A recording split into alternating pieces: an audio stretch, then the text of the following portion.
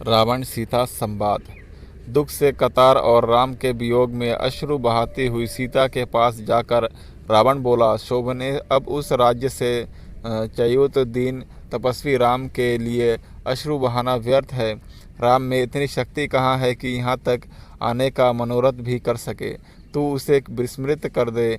विशाल लोचने, तू मुझे पति के रूप में अंगीकार ले। समुद्र से घिरे 100 योजन विस्तार वाले अपने इस राज्य को मैं तुझे अर्पित कर दूंगा। मैं जो तीनों लोकों का स्वामी हूँ, तेरे चरणों का दास बनकर रहूँगा। मेरी समस्त सुंदर रानियाँ तेरी दासी बनकर रहेंगी। समस्त देव दानव नर किन्नर जो मेरे दास है, तेरे दास बनकर रहेंगे। तेरे पहले के दुष्कर्म तुझे वनवास का कष्ट देकर समाप्त हो चुके हैं और अब तेरा पुण्य कर्म ही शेष रह गया है। अब मेरे साथ यहाँ रहकर समस्त प्रकार के पुष्पहार, दिव्य गंध और श्रेष्ठ आभूषण आदि का सेवन कर। सुमुखी तेरा यह कमल के समान सुंदर, निर्मल और मनोहर मुख शोक से पीड़ित होकर शोभाहीन हो गया है। मुझे स्वीकार करके उसे पुनः शोभायमान कर धर्म और लोकलाज का भय निर्मूल है। यह सब मात्र तेरे मिथ्या विचार है। किसी सुंदरी का युद्ध में हरण करके उसके साथ विवाह करना भी तो वैदिक रीति का ही एक अंग है। इसलिए तू निशंक होकर मेरी बन जा। मैं तेरे इन कोमल चरणों पर अपने ये 10 मस्तक रख रहा हूँ। मुझ पर शीघ्र कृपा कर। रावण के इन वचनों को सुनकर शोक से कष्ट पाती हुई वैदेही अपने और रावण के बीच में तिनके का ओट करके बोली, हे नराधम, परम पराक्रमी, धर्मपरायण एवं सत्य प्रतिज्ञा दशरथ नंदन श्री रामचंद्र जी ही मेरे पति है। मैं उनके अतिरिक्त किसी अन्य की ओर दृष्टि तक भी नहीं कर सकती।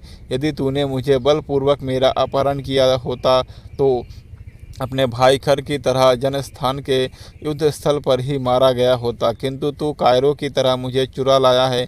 तेरे इस अनर्गल प्रलाप से ऐसा प्रतीत होता है कि अब लंका सहित तेरे विनाश का समय आ गया है। तू इस भ्रम में मत रह कि यदि देवता और राक्षस तेरा कुछ नहीं बिगाड़ सके तो राम भी तुझे नहीं मार सकेंगे।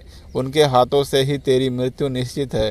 अब तेरा जीवन काल समाप्त प्राय हो चुका है। तेरे तेज, बल और बुद्धि तो पहले ही नष्ट हो चुके हैं और जिसकी बुद्धि नष्ट हो चुकी होती है उसका विनाश काल दूर नहीं होता।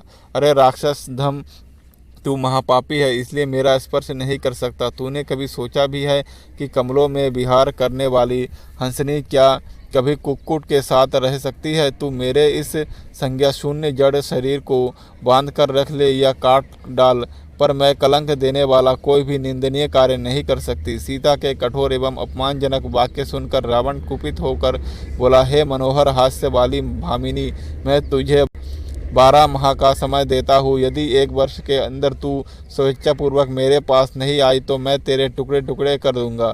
फिर वह राक्षसनियों से बोला, तुम इसे यहाँ से अशोक वाटिका में ले जाकर रखो और जितना भय और कष्ट दे सकती हो दो। लंकापति रावण की आज्ञा पाकर राक्षसनियाँ सीता को अशोक वाटिका में ले गई। अशोक वाटिका एक रमणीय स्थल था, किंतु पति वियोग और निशाचरी दुर्व्यवहार के कारण सीता वहाँ अत्यंत दुखी थी। सीता का अशोक वाटिका में प्रवेश जानकर पितामह ब्रह्म देवराज इंद्र के पास आए और बोले, सदा सुख में पली हुई पतिव्रता महाभागा, सीता पति के चरणों के दर्शन से वंचित होने के कारण दुख और चिंताओं से संतप्त हो गई है और प्राण यात्रा भोजन नहीं कर रही है। ऐसी दशा में निसंदेह वे अपना प्राण त्याग कर देगी। अतः तुम शीघ्र लंकापुरी में प्रवेश करके उन्हें उत्तम भविष्य प्रदान करो।